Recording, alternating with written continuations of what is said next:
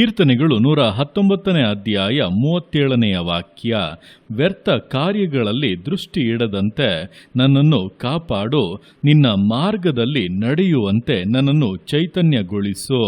ಈ ವಾಕ್ಯದಲ್ಲಿ ಕೀರ್ತನೆಗಾರನು, ದೇವರೇ, ನನ್ನ ಸಮಯವು ವ್ಯರ್ಥವಾಗದೆ ನಿನ್ನ ಮಾರ್ಗದಲ್ಲಿ ನಾನು ನಡೆಯಬೇಕು, ನಿನ್ನ ಉದ್ದೇಶವನ್ನು ಪರಿಪೂರ್ಣಗೊಳಿಸಬೇಕೆಂಬುದಾಗಿ ಪ್ರಾರ್ಥಿಸಿ ನುಡಿದಂಥ ಸಂಗತಿಗಳನ್ನು ವಿವರಿಸಲಾಗಿದೆ. ನೋಡುವಂಥ ಸಮಯದಲ್ಲಿ, ಆಗಿನ ಕಾಲದಲ್ಲಿ ಸಮಯವನ್ನು ವ್ಯಯ ಮಾಡುವುದಕ್ಕೆ ಇದ್ದಂಥ ವಿಷಯಗಳಿಗಿಂತ ಈಗಿನ ಕಾಲದಲ್ಲಿ ಬಹಳಷ್ಟು ಇದೆ. ಇನ್ನು ಹೇಳಬೇಕಂದ್ರೆ ನಾವೀಗ ಎಲ್ಲಿ ಕೂಡ ಹೋಗುವಂಥ ಅವಶ್ಯಕತೆಯೇ ಇಲ್ಲ. ಕೂತ ಜಾಗದಲ್ಲಿ ಕೈಲಿ ಅಂತರ್ಜಾಲವೇ ಇರುವುದರಿಂದ ಇಡೀ ಲೋಕದ ಎಲ್ಲ ಕಾರ್ಯಗಳು ಕೂಡ ನಮ್ಮ ಕಣ್ಣ ಮುಂದೆಯೇ ಇರುತ್ತದೆ. ಸಾಮಾಜಿಕ ಜಾಲತಾಣಗಳು, ಅದರಲ್ಲಿ ಬರುವಂತಹ ವ್ಯರ್ಥವಾದಂಥ ಕಾರ್ಯಗಳು, ಇಂಥ ಅನೇಕ ವಿಷಯಗಳು ನಮ್ಮ ಸಮಯವನ್ನು ವ್ಯರ್ಥವಾಗಿ ಹಾಳು ಮಾಡುತ್ತಾ ಇದೆ. ಅಷ್ಟು ಸಮಯವನ್ನು ಅದರಲ್ಲಿ ಕಳೆದ ಬಳಿಕ ಏನು ಪ್ರಯೋಜನ ಎಂಬುದಾಗಿ ಯೋಚಿಸಿದರೆ ದೊಡ್ಡ ಒಂದು ಶೂನ್ಯತೆಯೇ ಕಾಣುತ್ತದೆ ಹೊರತು ಬೇರೇನೂ ಕೂಡ ಇಲ್ಲ.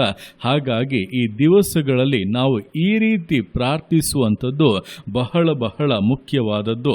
ಏನೆಂದರೆ, ವ್ಯರ್ಥ ಕಾರ್ಯಗಳಲ್ಲಿ ದೃಷ್ಟಿ ಇಡದಂತೆ ನನ್ನನ್ನು ಕಾಪಾಡು, ನಿನ್ನ ಮಾರ್ಗದಲ್ಲಿ ನಡೆಯುವಂತೆ ನನ್ನನ್ನು ಚೈತನ್ಯಗೊಳಿಸು ಎಂಬುದಾಗಿ ನಾವು ವ್ಯರ್ಥ ಕಾರ್ಯಗಳಿಂದ ಬಿಡುಗಡೆಯನ್ನು ಹೊಂದುವುದಕ್ಕೆ ದೇವರು ನಮಗೆ ಸಹಾಯ ಮಾಡುತ್ತಾರೆ. ಆತನೇ ನಮ್ಮನ್ನು ಕಾಪಾಡುವಂಥ ದೇವರು. ಹಾಗಾಗಿ ಪ್ರಾರ್ಥಿಸುವಂಥವರನ್ನು ಖಂಡಿತವಾಗಿ ದೇವರು ಇಂಥ ಕಾರ್ಯಗಳಿಂದ ಹೊರತಂದು ಅವರನ್ನು ತನ್ನ ಮಾರ್ಗದಲ್ಲಿ ನಡೆಸುವುದಕ್ಕಾಗಿ ಆಲೋಚನೆಗಳನ್ನು ಕೊಡುತ್ತಾನೆ. ಹಾಗಾಗಿ ದಿವಸಗಳಲ್ಲಿ ನಾವು ವ್ಯರ್ಥ ಕಾರ್ಯಗಳನ್ನು ಬಿಟ್ಟು ಬರಬೇಕೆಂಬಂತ ಮನಸ್ಸು ನಮ್ಮಲ್ಲಿ ಇರಬೇಕು. ಅದೇ ಸಮಯದಲ್ಲಿ, ದೇವರೇ, ನಿನ್ನ ಮಾರ್ಗದಲ್ಲಿ ನಡೆಯುವುದಕ್ಕೆ ನನ್ನನ್ನು ಬಲಪಡಿಸು, ನಿನ್ನ ಆಲೋಚನೆಗಳನ್ನು ಅನುಗ್ರಹಿಸು, ನನ್ನ ಚೈತನ್ಯಗೊಳಿಸು, ನಿನ್ನ ರಹಸ್ಯಗಳನ್ನು ಬಹಿರಂಗಪಡಿಸು, ನಿನ್ನ ವರಗಳನ್ನು ಅನುಗ್ರಹಿಸು, ನಾನು ನಿನಗಾಗಿ ಪ್ರಯೋಜನವಾಗಬೇಕೆಂಬುದಾಗಿ ಆಸಕ್ತಿಯಿಂದ ಪ್ರಾರ್ಥಿಸುವುದಾದರೆ ಖಂಡಿತವಾಗಿ ಜೀವಿತದ ಅವಸ್ಥೆಗಳು ಬದಲಾಗುತ್ತದೆ. ವ್ಯರ್ಥವಾಗಿ ಕಾಲಹರಣವನ್ನು ಮಾಡದೆ ಕಾಲದ ಸದುಪಯೋಗವನ್ನು ಪಡೆದುಕೊಂಡು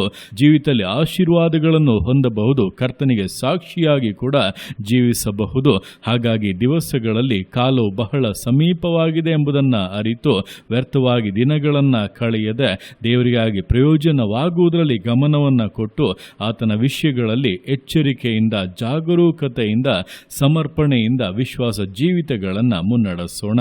ದೇವರ ಕರಗಳಲ್ಲಿ ಸಮರ್ಪಿಸಿ ಪ್ರಾರ್ಥಿಸೋಣ.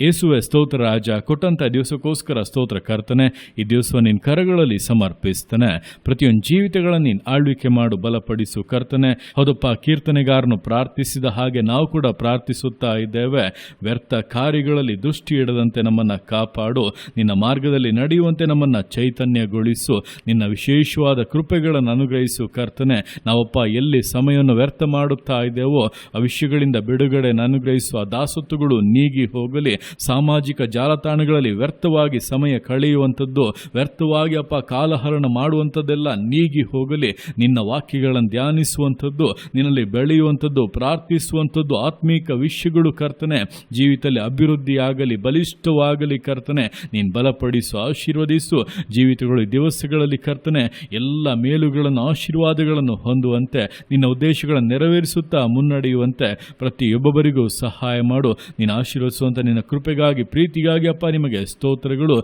ಪ್ರತಿಯೊಂದು ಜೀವಿತಗಳನ್ನು ಅಪ್ಪ ನಿಮ್ಮ ಕರಗಳಲ್ಲಿ ಸಮರ್ಪಿಸ್ತಾ ಅದನ್ನೇ ಆಶೀರ್ವದಿಸು, ಮಾನಿಸು, ಘನಪಡಿಸು. ಎಲ್ಲ ನಿಮ್ಮ ಕರಗಳಲ್ಲಿ ಸಮರ್ಪಿಸಿ ಎಲ್ಲ ಸ್ತುತಿಯನ್ನು ಮಾನವನೊಬ್ಬನಿಗೆ ಸಲ್ಲಿಸಿ ಯೇಸುವಿನ ನಾಮದಲ್ಲಿ ಬೇಡುತ್ತೆ ನಮ್ಮ ತಂದೆಯೇ. ಆಮೇನ್, ಆಮೇನ್.